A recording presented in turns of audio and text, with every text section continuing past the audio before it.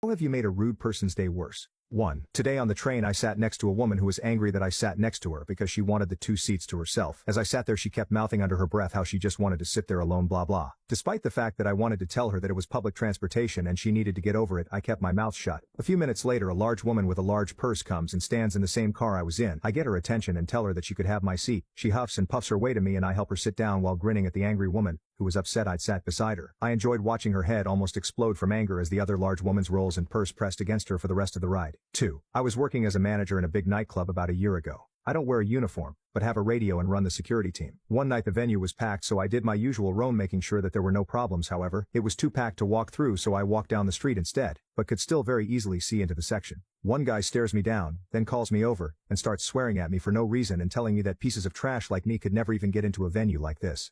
He obviously had no idea I was the manager. However, I didn't want to have security get into a fight inside with him. The guy kept telling me he would fight me and was clearly trying to look macho to impress someone. So I agreed and told him to come and meet me outside and he could even have a free swing. He puts his drink down, takes off his jacket and storms outside. Once he walked outside, I walked back inside and told security not to let him back in. The look on his face was priceless. It was the easiest and most fun removal I